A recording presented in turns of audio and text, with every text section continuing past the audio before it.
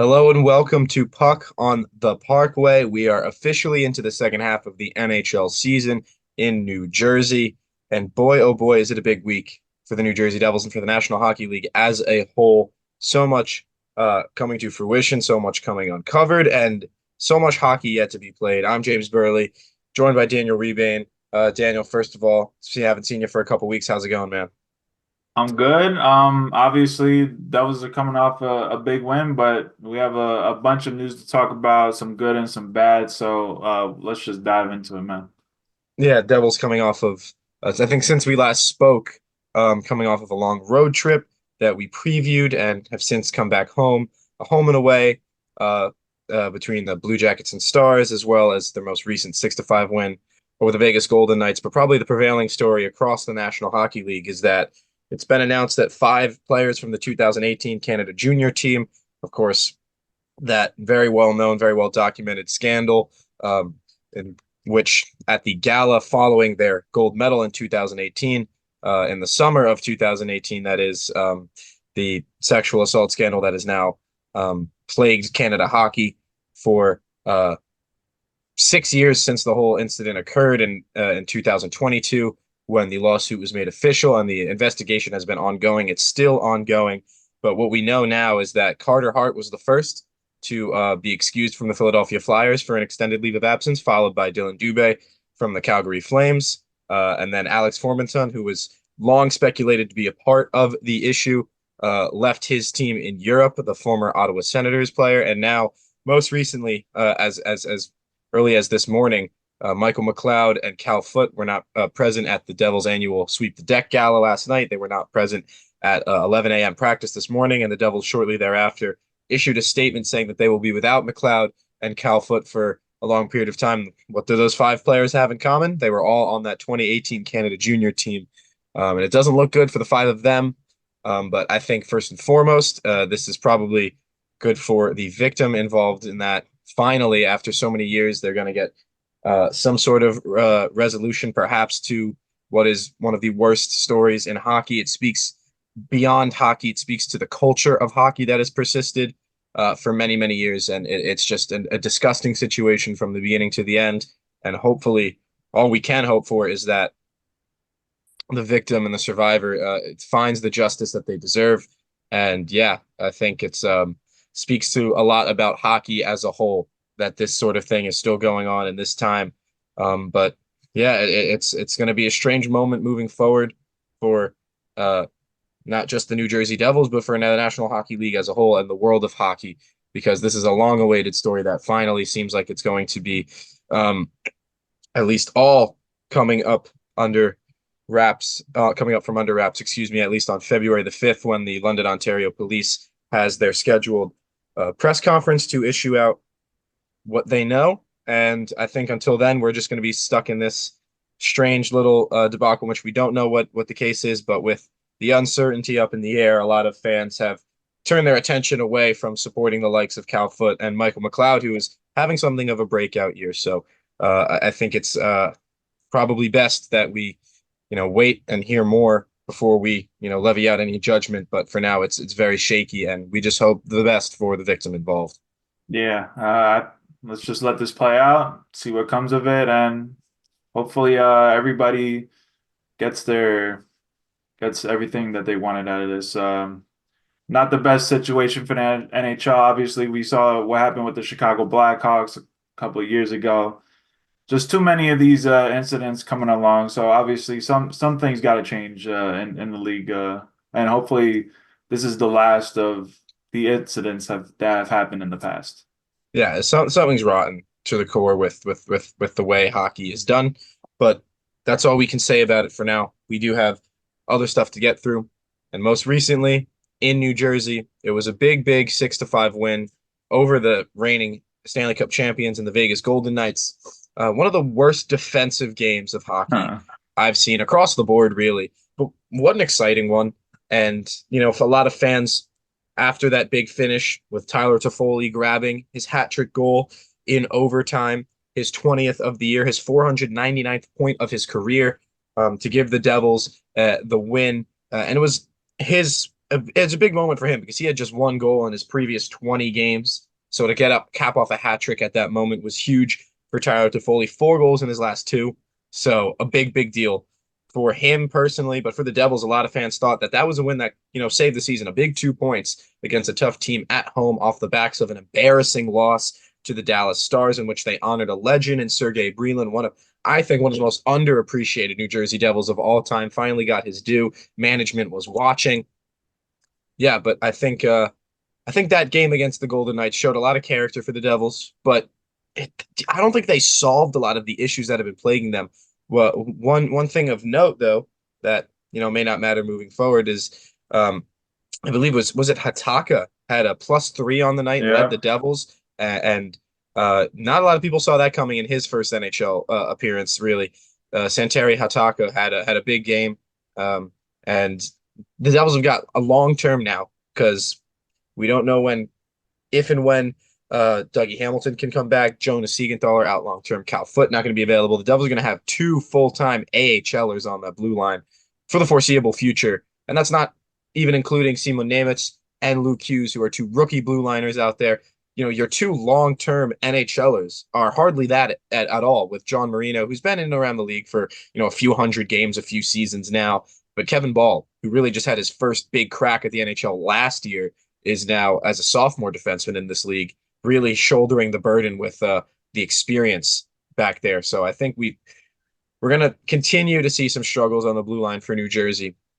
But one thing that stood out to me from the offense was Jesper Bratt, who Lindy Ruff really highlighted in his performance. He had 10 shots on goal. He didn't score any, but according to Lindy, he didn't look like he was tired for a single day, and he was an absolute weapon, especially in overtime.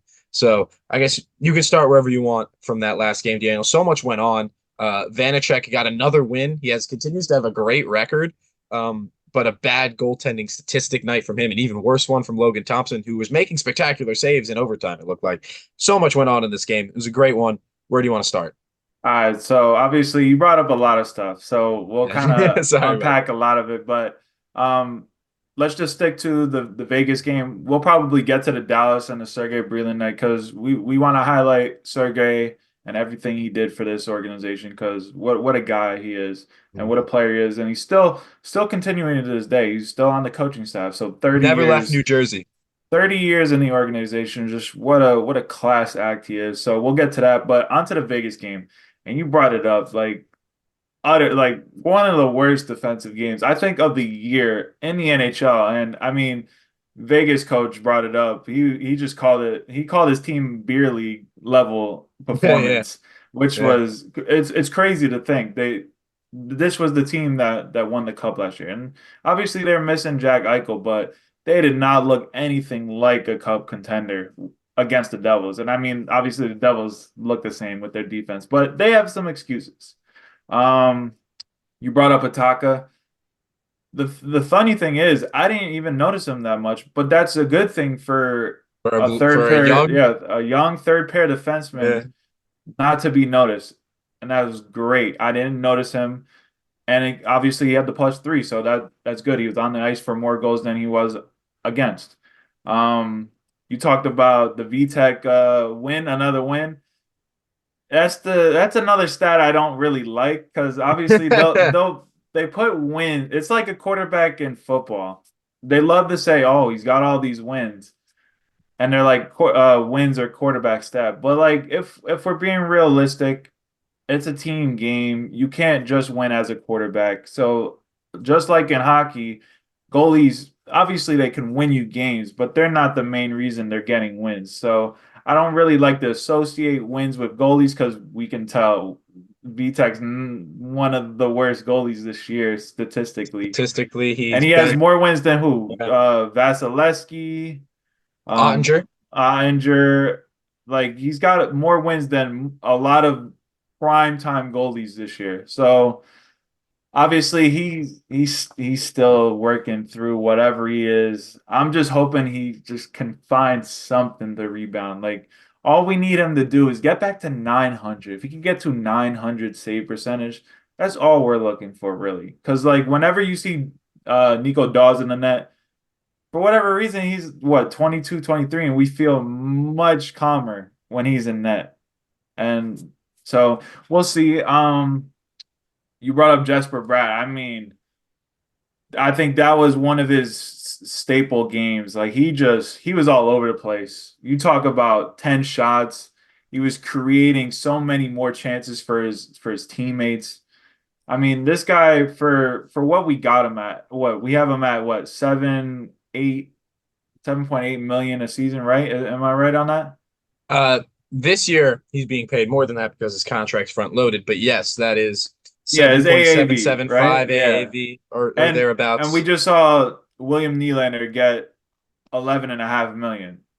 Obviously, William Nylander is probably a bit better, but for That's me, I debatable. I mean, mean, for given me, the season Nylander's having, for sure. me, the gap is not that big No, it's between the not $3 two. million. Yeah. So shout out to Tom Fitzgerald who got Jesper Bratt under 8 million a season. And we'll talk about him as well because he just got an extension announced yesterday. But and then lastly, Tyler Toffoli. Second hat trick of the season. Everybody's been talking about this about Yegor Sharangovich lighting it up in Calgary. Obviously, Toffoli's had a bit of a down month since kind of Jack Hughes went down. But I mean, when you need him the most, he's stepping up. He got a hat trick last night. I mean that overtime winner was so good. Like Luke Hughes intercepting that outlet pass off the wall, 2-on-1. He cuts in, finds the Foley, empty net basically, winner. You couldn't have ended that game better for the Devils. So 6-5 win in overtime. I'd probably say this if they really wanted to, this could be a game that changes the season for them. Obviously, they've had a bunch of injuries this year, and they're going up against the Golden Knights, where most people just don't have them. Like they don't. They're like, yeah, Vegas is probably gonna wipe them, like Dallas did. And they take a 3-1 lead, and then they give up four in a row, go down 5-3, and then the battle back like that in the third period. I mean, this could be the game that changes their season for them, and hopefully we're on a good start here, going into the second half of the season. And yeah, I think I'm gonna just give one more shout out of players who performed really well that game. Seaman Nemec had 2 assists and 2 points. He was instrumental in holding the zone, just a little thing that helped Curtis Lazar find his first goal of the contest. And Lazar had a couple as well. I've loved his play since joining the team. He brings something to the bottom six that That not a was a lot of others great trade bring. last year. Curtis Lazar is a huge part of this team and has to be moving forward. Um, you teased it a little bit, so I think we can talk about it now. Tyler Toffoli's on 20 goals this year. Mm. Over in Calgary, Yegor Sharangovich is on 19. And now, when you made that 1-for-1 trade, a lot of fans were like, sign me up immediately. Tyler Toffoli is a point per game player, led Calgary in points last year, in exchange for Yegor Sharangovich, who's a good, middle six winger who can help you. Who is still developing. Who was still developing, a younger guy, and the Devils fans really liked him. And a lot of fans were sad to see him go, but you understand, you make that trade 10 times out of 10. I'm still making Even that if trade. Yep. Diego Sharangovich goes on and scores 45 goals with the time he's got left in the rest of the season, I would be so happy for him. I'm a big fan of Share for a Yep. reason, Love and him. I think that's still a good trade for the Devils to make. But he is absolutely killing it. I believe he's also got 2 hat tricks on the year for Calgary. So I'm very happy for Sharangovich. Does this now mean that the Devils lost that trade, though? That the Flames are getting more out of a player that you didn't expect this much, and at least up until the game against Vegas, the Devils weren't getting everything they expected out of Toffoli. But I really still think he's capable of being a 30, certainly capable of being 30 goal scorer, but arguably a 40 goal scorer if he catches fire, continuing for the rest of the season. I vote no. It's not. They didn't lose that trade. You have to give up a good piece to get a better piece, and that's the way I see it. I'm sure you agree. Yeah, when we look back at this trade, obviously we all knew Cher's potential from when he broke out in the KHL that one year. We always knew his shot was lethal. Just the thing is, when he got here, he put up some goals, but we weren't using him to his best of ability. So if we don't make that trade, let's say we don't make that trade, there's no guarantee he's got 20 goals right now if he was on the Devils right now. So to make that trade, you get the more proven commodity. And it was less of a risk for the Devils to bring in Tyler Toffoli than keep Sharangovich because you knew Tyler Toffoli putting him with Jack Hughes or Nico Hischier, he's going to score goals. We just didn't have that guarantee with Shea here, and I'm glad he's doing that over in Calgary. I loved Shea when he was coming over. I loved when he was a prospect. Like he was just such an underdog, and he still is kind of an underdog because people are just surprised that he's putting up these goals. We all knew his potential was this, like a sniper, a 30 Mhm. goal per season type of player, and he's on that pace right now. And Tyler Toffoli's currently on pace to have the highest goals of his career, I believe, at 36. I think his highest was 34 or something like that. I think I checked that today. So he's still producing the way the Devils need him to. So I still make that trade 10 times out of 10. So it's a win-win. You rarely see win-win trades in the NHL, and so far this is a win-win for us. Even if let's just say Tyler Toffoli walks, which that could happen because he's a UFA, and we'll see, but I think it's still a win-win just for this season. It's you absolutely have to make that trade. That's the way I'll leave it out. The Devils, a year ago in the offseason, I'll say before the 2022-23 season started, one of the biggest complaints was that they didn't have enough scoring firepower to help the likes of Bratt, Heishier, and Hughes. And Yep. then at the deadline, they bring in Timo Meyer, and then in the offseason, they bring in Tyler Toffoli. That's a top six right there, and a really good one at that. So I think that is a great move by Tom Fitzgerald, and I think we can talk about Tom Fitzgerald now, who's just had not only his contract extended as the GM of the New Jersey Devils, but has officially been fully titled the president of hockey operations. So let's talk about Fitzy for a minute and exactly what he's done to earn that title, whether or not we think that's a good call. I think it's hard to say it isn't for the reasons exactly I laid out. The contracts that he was able to lock down for some of these young stars like Bratt, under 8 AAV, Jack, 8 AAV, Timo is getting paid $12 million this year, and it looks bad on paper, but still locked up at just over 8 AAV. Nico Hischier is within that range. And, you know, I think because of the pattern, and maybe I'm getting ahead of myself here, because of the pattern in which fans demanded that the Devils improve the wingers in before the 2022-2023 season. And now the fans are asking for goaltenders. Tom Fitzgerald knows how to put together a hockey club. He knows that those were needs that needed to be addressed a couple years ago. He knows what needs need to be addressed now. He's certainly going to work to bring that together. And even if it doesn't get done by this deadline, it will by next summer. So my prediction is Tom Fitzgerald's going to bring in a good caliber goaltender in next offseason. If not before the season's over, it's really hard to do that midseason. And I think by the deadline, he'll probably bring in a veteran defenseman, if not two, by next summer. So that's just the way I see his pedigree because he's just that, you know, smart of a guy to bring in the right pieces. He's done it before. I think he'll do it again.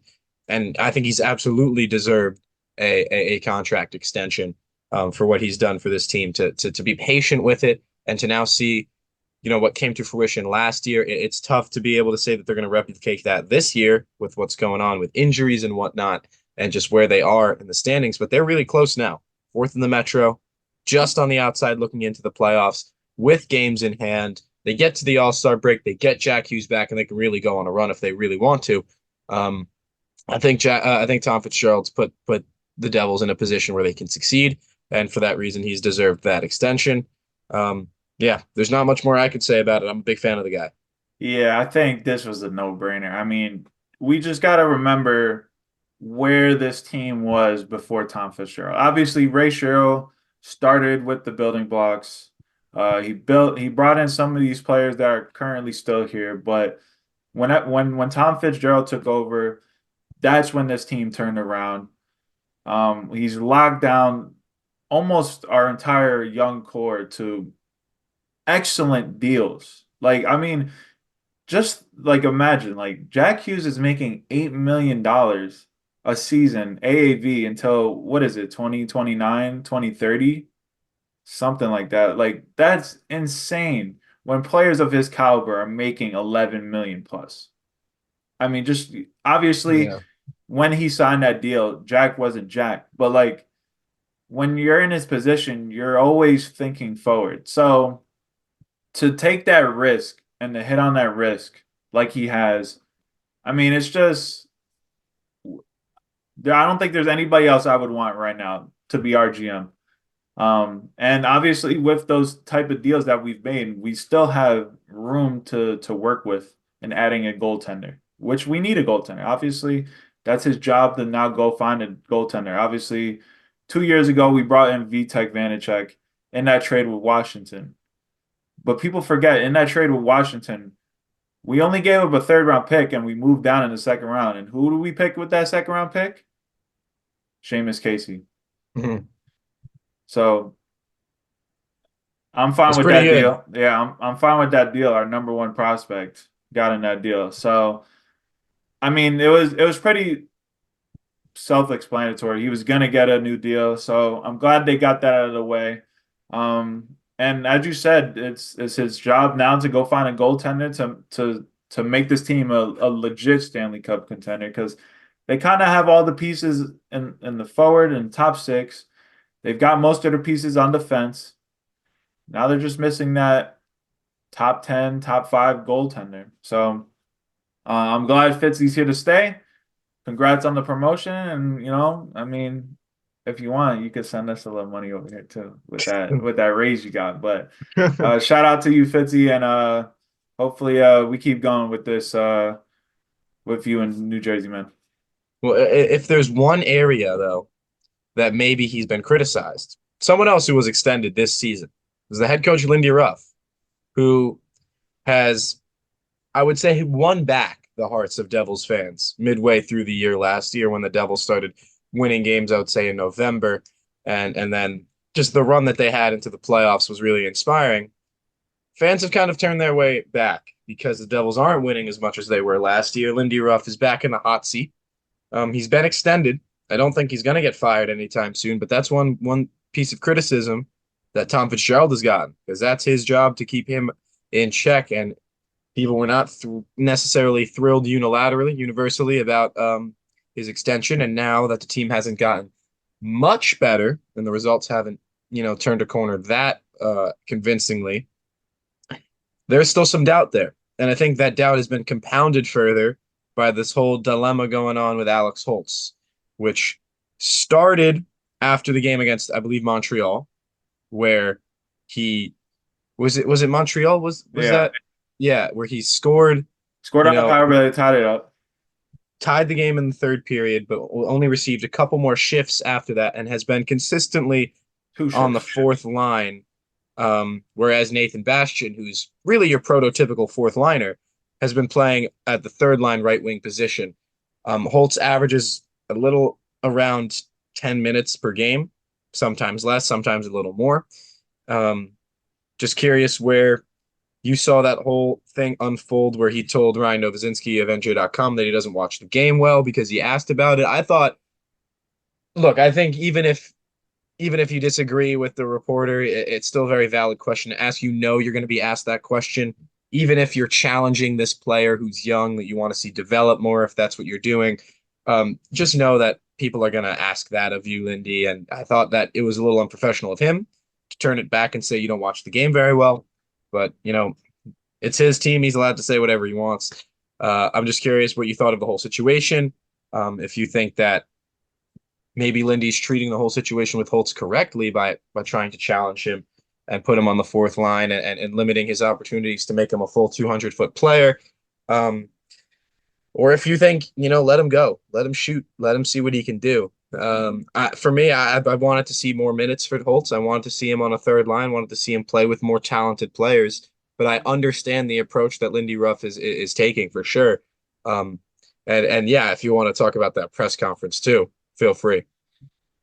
Yeah, man. Obviously, this isn't the first time he's done this with a high caliber A lot like Swedish Brad. player. We all remember that he was doing the same thing with Brad, and obviously, Brad's a completely different player than Holtz.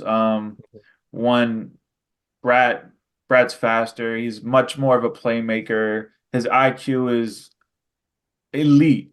So what he was doing with Brad was he was trying to make him a 200-foot player.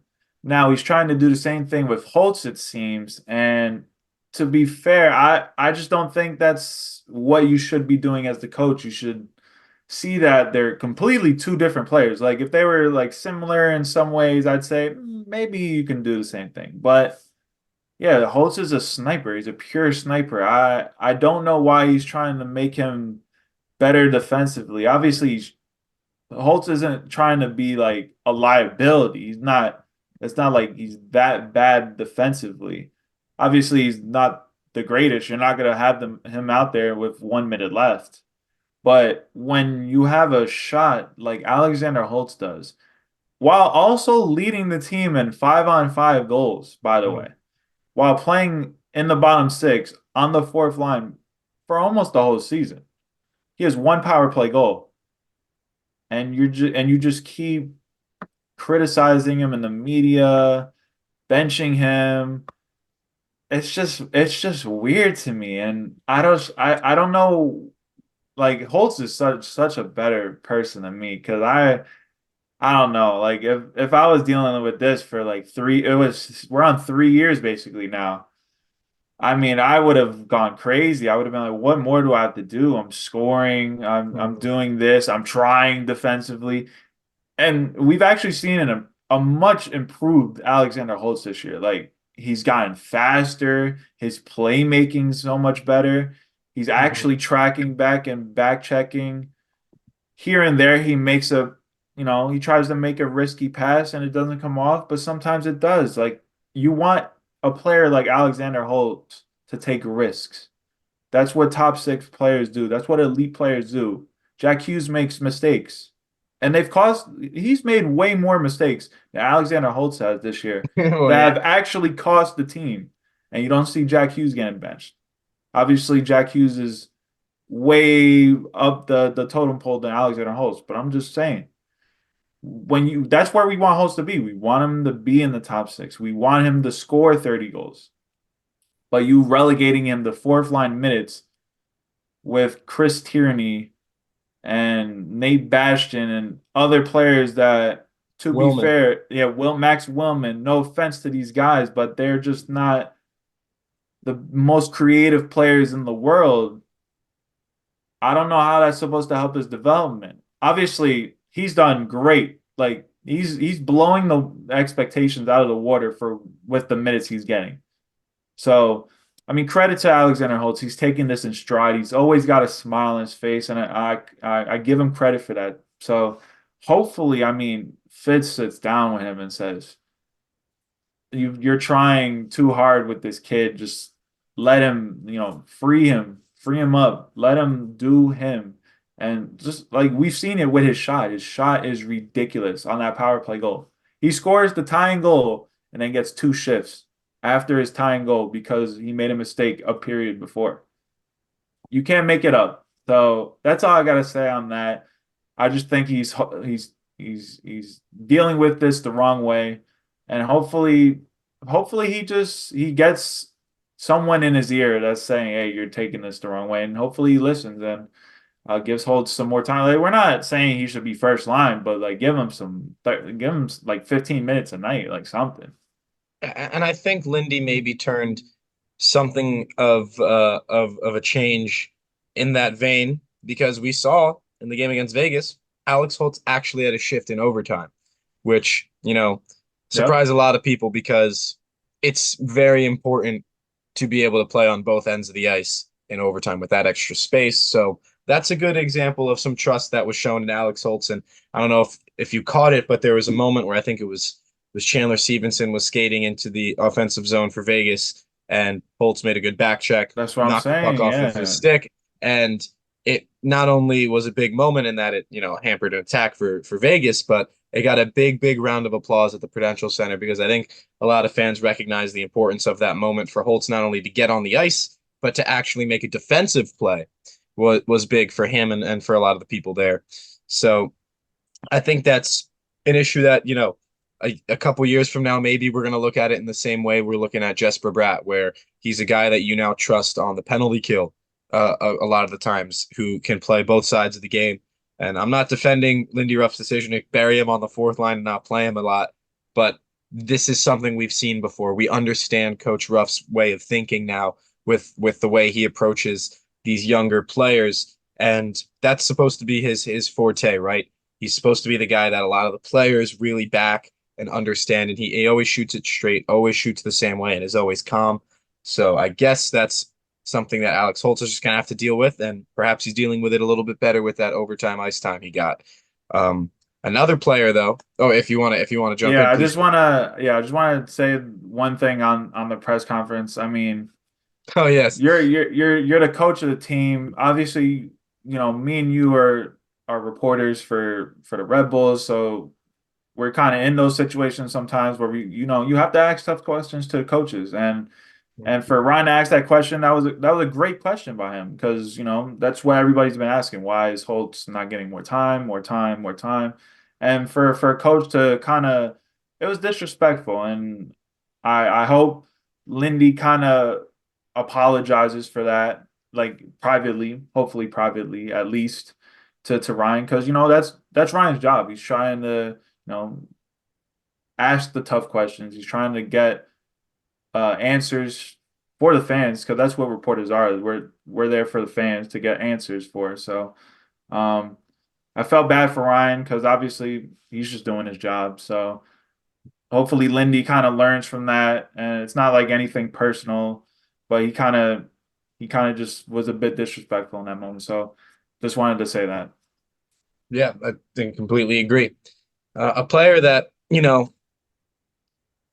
exemplifies a different profile than Alex Holtz, but similarly has a wicked shot and has been turning heads elsewhere in the world, is Devils prospect Arseny Gritsyuk, who just had a 5 point game for SKA St. Petersburg in the KHL.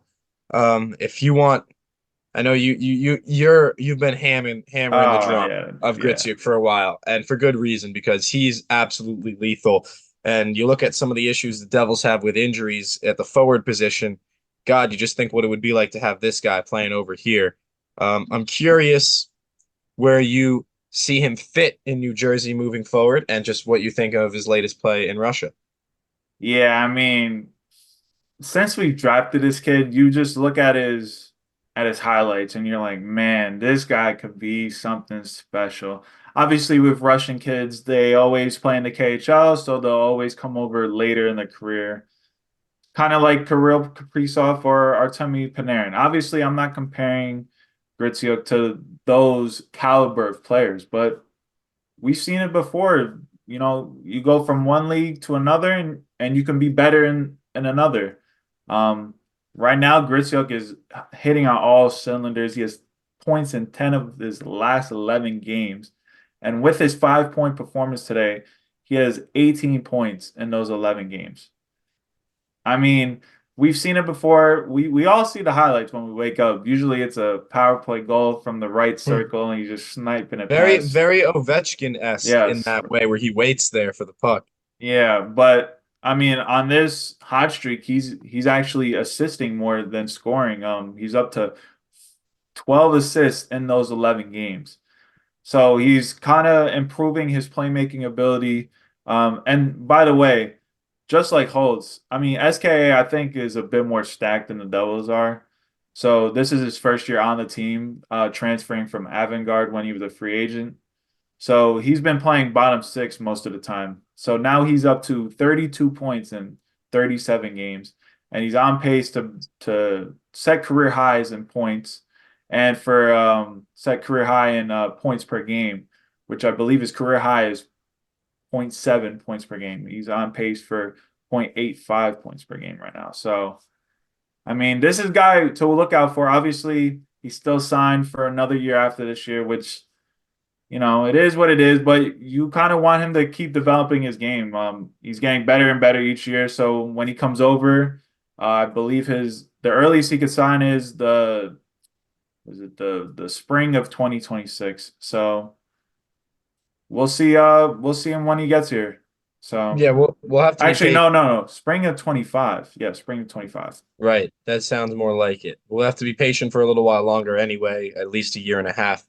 Um, and if not, I think that would be a big loss for New Jersey, especially down the line when some of these contracts start to get, really start to stack up for New Jersey down the line when maybe some players want renewals in the future. Just 22 years old, lighting it up from a bottom six position in the KHL is a pretty big deal.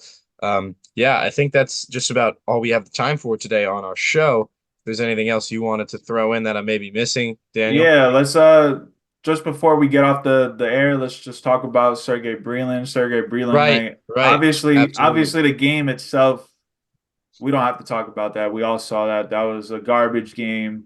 So let's just focus on Sergey himself. And I mean, you can talk about what Sergey meant to you growing up for this team, but I mean, for me, I mean, he exemplifies what a devil was. He was a grinder. He would always come up in big games, scoring in game four of the Cup in '95 as a rookie, scoring in the Cup finals against Dallas in 2000. I mean, this guy was he always stepped up in the big moments. He was always there. He was always doing the dirty work.